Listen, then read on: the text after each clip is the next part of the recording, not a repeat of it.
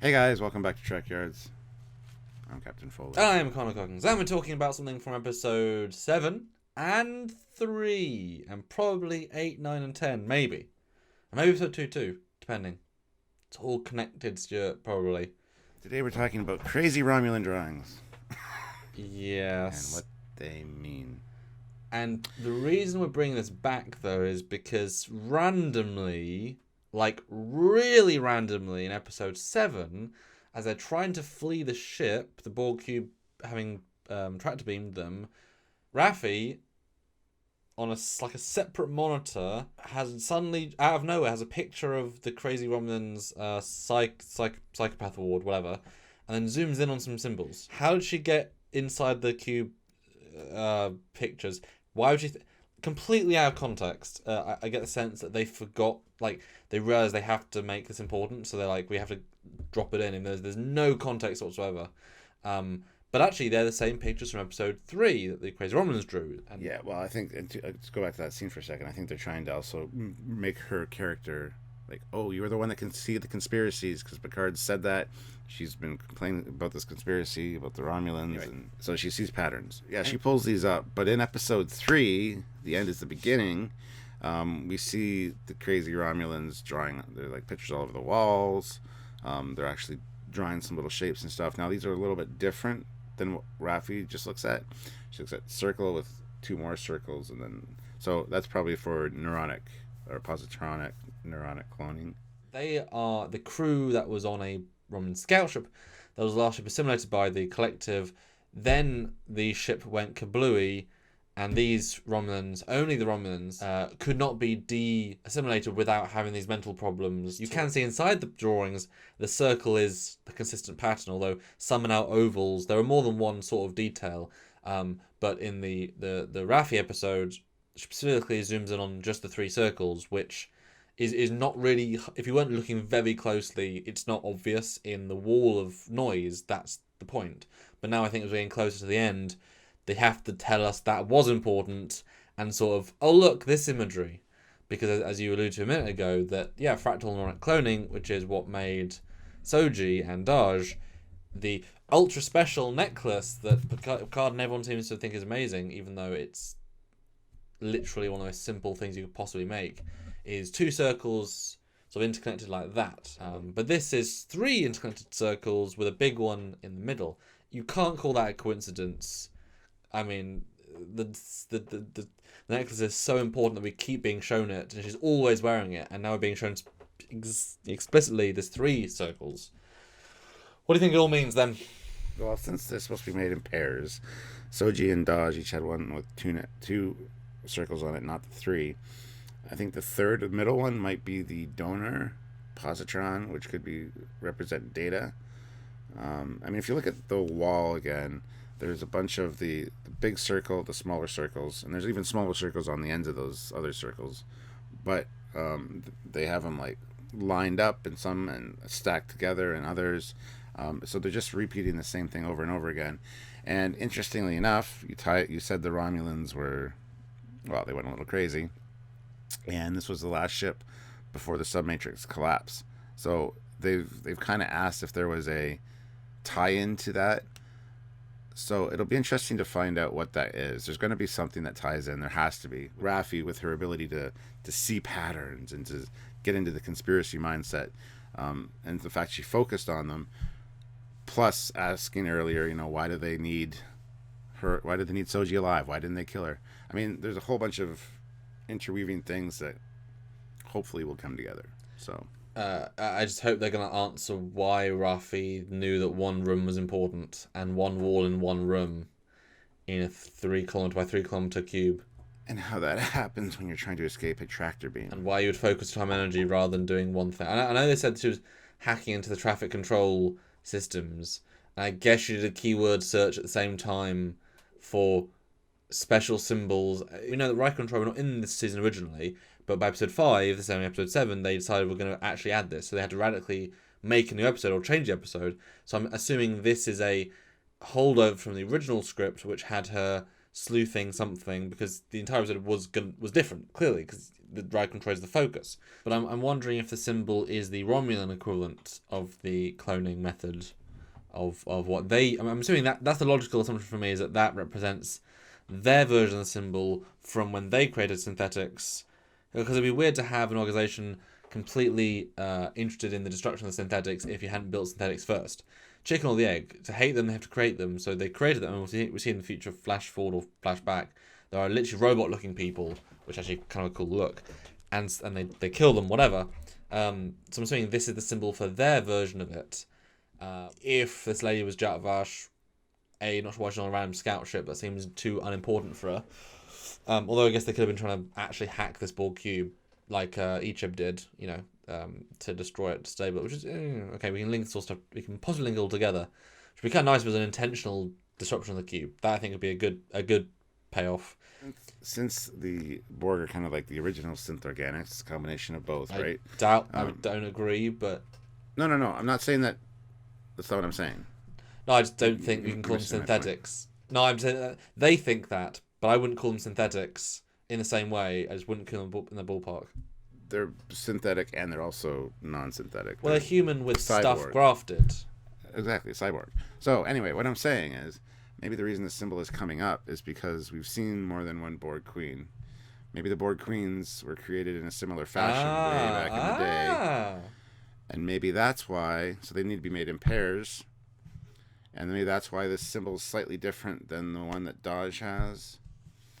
I don't know. I'm just trying to put these pieces together. So, I mean, that would be... Now, Okay. I've said this for a long time, that I think the Borg Queen was a species that was found and utilised because she could handle the data of all the Borg information. So it's a hub for all this data. What if the Borg, who I'm fine with saying they were all in all the different quadrants for a long time because they just wandered, fine.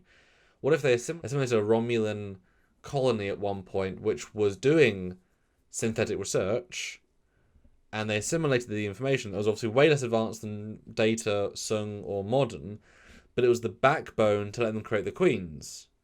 Synthetic life forms, fully genetically created, which had enough mental storage, because they're designed to be more than, or closer to human than a drone, say, and then once the Borg assimilated the basis of the Queen tech, that allowed the Borg to suddenly expand, because suddenly you didn't have to have like a vincular machine controlled 10,000 Borg and each ship was smaller. Suddenly you could have a Queen that could mentally keep track of 1 billion Borg, and they could clone 15, 20, 100 Queens, and that allowed suddenly this mass expansion of Borg that couldn't have happened without this technology. And because I hate that if they created the Borg, but if they helped them jump a step to a partly synthetic, that's why the symbol's different, because it's not the same tech. It's in the same ballpark, but it's different. And so they want to kill synthetics because they were like, well, shit, we're the one that allowed the Borg to have this massive expansion, which you could also then go into saying they've always had a grudge against Romulan. That's why they kept destroying Romulan based on the neutral zone, because that was so random anyway. That I would be okay with, in essence, and that would give us why the expansion of the Borg happened when it did. Whatever, that they were just a threat to the kind of massive threat when they did this assimilation. What do you think? Because of the Romulans, yeah. No, I think that's great. So the Borg Queen, because I mean we've seen the Borg Queen without her organics. She's basically all synthetic. So it's not like she was assimilated. Or cloned or regrown, or yeah. I assume she was a species, and they were just like turn the species inside out and then create more. But yeah, you're right. Mostly mechanical. But still a very organic skin, and the skin can like grow and graft, and it's still very organic-y as well. Yeah, and that could be why they think Soji's the destroyer, because she technically is. Yeah, she's smart enough that she can be able to control multiple cubes and multiple drones, and wow, maybe. So it's again a chicken and the egg thing, that the Borg Queens are based on synthetic technology, and if they get the most modern synth, they could reverse engineer that tech into, as Borg would do, into a new generation of Queen. Imagine if you could have one Queen that could control, entire quadrants worth of Borg. I mean, talk about efficiency. But the problem with that though is that Data is Soji, only one very small step in between. and the Queen was not interested in anything to do with turning data into that there was no. Again, it's all retcon stuff, which the more you retcon, the worse you get. She had a fascination with data. She wanted to turn him part organic, which is weird. It was about giving data what he wanted, but also to draw him in. Yeah, he's what Borg want to be, which is more synthetic, less human, more perfect, more able. But there's definitely was no connection there between, and I will use your perfection to help be more Borg controlling. But they're gonna retcon that. I guarantee you. If this is the plot they're going for, he was the original, and now the Borg are realizing that Soji's related to him. They're gonna come for her.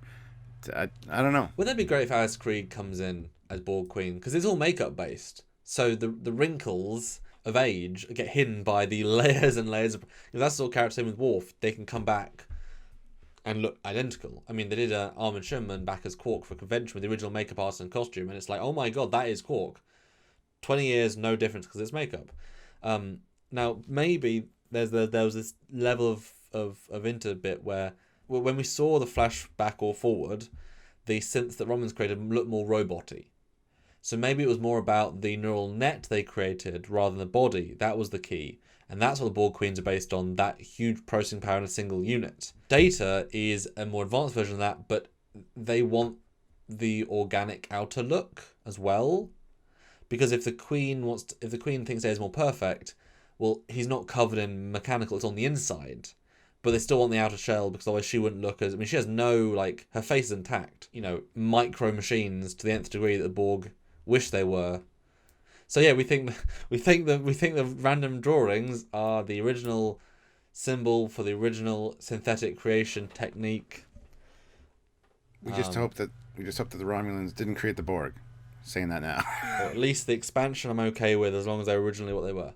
So guys, let us know in the comments what you think about this theory, how you would expand upon it, and what you think those symbols mean. Is there a connection? How is Raffi tying all this together with the attack on Mars and the synths there as well? So let us know your thoughts, because it's a good discussion piece.